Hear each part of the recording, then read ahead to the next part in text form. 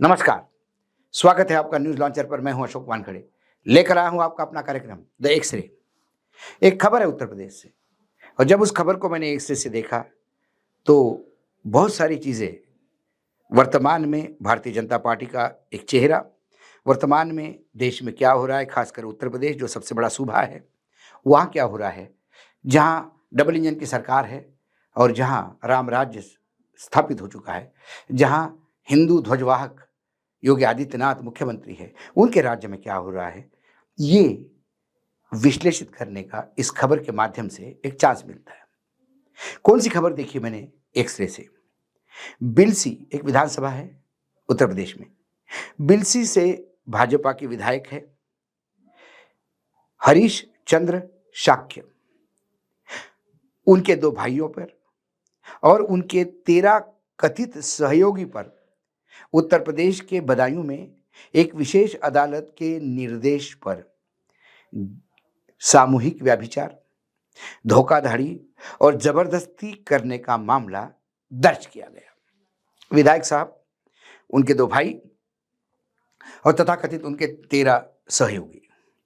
हालांकि इस मामले के बाद यदि कोई और आदमी होता तो तुरंत पुलिस उठा लेती, लेकिन न्यायालय के आदेश से एफआईआर दर्ज होने के बाद भी उनके ऊपर कोई कार्रवाई नहीं है, आराम से घूम रहे हैं, क्योंकि उन्होंने पहले ही कह दिया कि ये मेरे ऊपर आरोप निराधार है और मैं इसे नकारता हूं। विधायक है और भाजपा के है तो उन्हें नकारने का अधिकार है। बाकी कोई नकारने का उसको अवसर भी नहीं मिलता, सीधा पुलिस उठा ले जाती है। 10 दिन पहले जारी अदालत के निर्देश पर कार्रवाई करते हुए पुलिस ने एफआईआर तो दर्ज कर दी और कहा कि उन्होंने मामले की जांच शुरू कर दी है और सबूत इकट्ठा कर रहे हैं।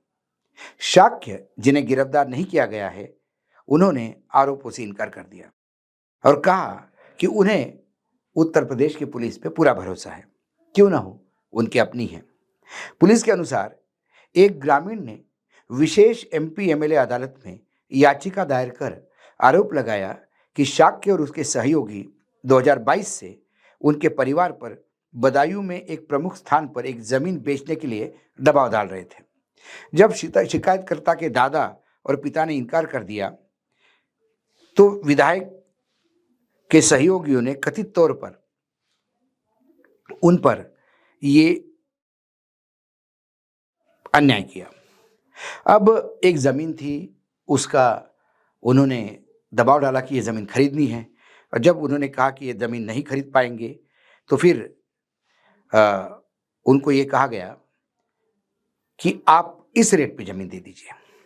जिन्होंने 80 लाख प्रति बीघे की दर से जमीन बेचने के लिए मजबूर किया, जो कुल मिलाकर करीब-करीब 17 करोड़ रुपए की जमीन हो जाती है। पीड़ित ने अदालत को बताया कि दबाव में उन्होंने 16 करोड़ 50 लाख के पर समझौता किया। मतलब 17 करोड़ की पहले वो भी दबाव में की और उसके बाद 16 साढ़े 16 करोड़ रुपए में उन्होंने कहा कि एक जमीन खरीदनी पड़ेगी और एक समझौता किया। समझौते के अनुसार 40% की राशि भुगतान अग्रिम भुगतान किया जाएगा, शेष बिक्री प्रक्रिया की पूरी होने पर देय था। शिकायतकर्ता ने आरोप लगाया कि परिवार को तुरंत 1 लाख रुपए मिले, लेकिन कोई दस्तावेज उपलब्ध नहीं किया गया। 2 दिन बाद विधायक के सहयोगियों ने कथित तौर पर शिकायतकर्ता और उनके परिवार पर जमीन ट्रांसफर करने का दबाव बनाना शुरू कर दिया। पुलिस ने शिकायतकर्ता को जिम्मेदार ठहराते हुए कहा कि अब शिकायतकर्ता के परिवार के सदस्य ने पूरी राशि का भुगतान नहीं होने पर बिक्री प्रक्रिया के साथ आगे बढ़ने से इनकार कर दिया, तो उनके खिलाफ कथित तौर पर 2 झूठे आपराधिक मामले दर्ज किए। शिकायतकर्ता ने विधायक के सहयोगियों पर केवल 4 करोड़ की जमीन की कीमत वाले दस्तावेज पर अंगूठे का निशान देने के लिए दबाव डालने का आरोप लगाया। शिकायतकर्ता ने आरोप लगाया कि जब उसकी पत्नी 17 सितंबर को इस मामले को निपटाने के लिए विधायक के कैंप कार्यालय में गई, तो उनके साथ यौन उत्पीड़न किया गया। विधायक पर शिकायतकर्ता को हत्या और व्यभिचार के झूठे मामले में फंसाने का भी आरोप लगाया गया। लोकल पुलिस अधिकारी बताते हैं कि मुकदमा सामूहिक व्यभिचार, आपराधिक धमकी, धोखाधड़ी और अन्य आरोपों के तहत दर्ज किया गया है। सभी आरोपी बदायूं के निवासी है। संपर्क करने पर पहली बार के विधायक ने कहा कि ना तो उनका कोई सहयोगी इस भूमि के संबंध में कुछ है, ना ही वो शिकायतकर्ता से कभी मिले। ये टोटल मामला है। अब यदि आप देखा जाए तो यूपी में इस समय कानून व्यवस्था की स्थिति बहुत ही खराब है। अधिकांश जगह पे जमीनों के ही संबंधित केस दर्ज किए जा रहे हैं। जमीन से जुड़े केसों में भाजपा के विधायक, सांसद, नेताओं का नाम लगातार सामने आ रहा है। पुलिस ऐसे मामले में आंख मूंद कर बैठ जाती है। जब कोई पीड़ित अदालत जाता है तो अदालत के निर्देश पर एफआईआर दर्ज होती है, लेकिन उसके आगे कुछ कार्यवाही नहीं होती। बदायूं जिले के बिलसी के इस विधायक के खिलाफ अदालत के हस्तक्षेप के बाद ही केस दर्ज किया गया। अब सवाल यह है कि जब ये कहते हैं शाक्य साहब कि ना मैं उस परिवार को जानता हूं, ना उस जमीन से मेरा लेना देना है, तो फिर क्या अदालत ने सोच समझ के, क्या अदालत ने बिना देखे इनके खिलाफ एफआईआर दर्ज करने का आदेश दिया होगा? कुछ तो ऐसे प्रूफ होंगे जो शिकायतकर्ता ने अदालत के सामने रखे। जो बार बार ये बात होती है कि एक समझौता हुआ था 16.5 करोड़ रुपए में ये जमीन हस्तांतर करने की। 40% पहले देना था, उसके बाद 60% बिक्री की कागजात पूरा यानी रजिस्ट्री होने के बाद देना था। 40% तो नहीं मिला, 1 लाख रुपए दिया गया। ये तमाम बातें के दस्तावेज जब कोर्ट के सामने रखे गए, कोर्ट ने उसको देखने के बाद ही एक विधायक के खिलाफ और उसके 2 भाइयों के खिलाफ और 13 अन्य सहयोगियों के खिलाफ एफआईआर दर्ज करने का आदेश दिया। सबसे पहले यह मामला कोर्ट जाता क्यों है? पुलिस ही एफआईआर दर्ज क्यों करती है?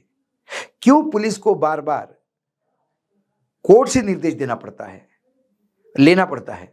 या कोर्ट कहती है कि पुलिस इस पे एफआईआर दर्ज करे, तो क्या इतनी अनपढ़ और कुपढ़ यूपी की पुलिस है कि जिस चीज के लिए उनको रखा गया थाने में, उनकी जानकारी उनके पास नहीं, ना कानून की जानकारी उनके पास है? इसलिए हर पीड़ित को पहले अदालत का दरवाजा खटखटाना पड़ता है और अदालत फिर शिकायतकर्ता को के लिए काम करती है और आदेश देती है कि आप एफआईआर दर्ज करो। ये सारे मामले वो है जिसमें सत्ता पक्ष के नेता इन्वॉल्व हैं। जब सत्ता पक्ष के लोग इन्वॉल्व हैं तो फिर वो समझते हैं कि सत्ता उनकी है, डबल इंजन की सरकार है, कि मायने ये है कि डबल सुरक्षा कवच है और जो चाहे वो कर सकते हैं। ये योगी आदित्यनाथ का उत्तर प्रदेश है, ये योगी आदित्यनाथ का उत्तर प्रदेश का राम राज्य है, जहां गरीबों की जमीन छीनी जाती है। ये आरोप है। कई अंधभक्त ये कहेंगे कि किसी ने आरोप लगाया और आपने उसको आरोपी ठहरा दिया। तो आरोप तो राहुल गांधी पे भी है कि उन्होंने धक्के दिए, लेकिन राहुल गांधी को गुंडा तो आपने करार कर दिया। और आरोप तो केजरीवाल पे भी है, लेकिन केजरीवाल को भ्रष्ट करार कर दिया। आरोप तो अनिल देशमुख पे भी थे, गृह मंत्री महाराष्ट्र, लेकिन उसको वसूली सरकार 100 करोड़ की आपने घोषित कर दिया। आरोप तो मुख्यमंत्री हेमंत सोरेन पे भी थे, लेकिन उन्हें भी आप जमीनों के ही काले धंधे में आपने आदिवासियों की जमीन हड़पने वाला मुख्यमंत्री बता दिया। तो इस विधायक को क्या कहें? जो आपने बाकियों के लिए स्टैंडर्ड किए, वही स्टैंडर्ड आप पे फिट करते हैं।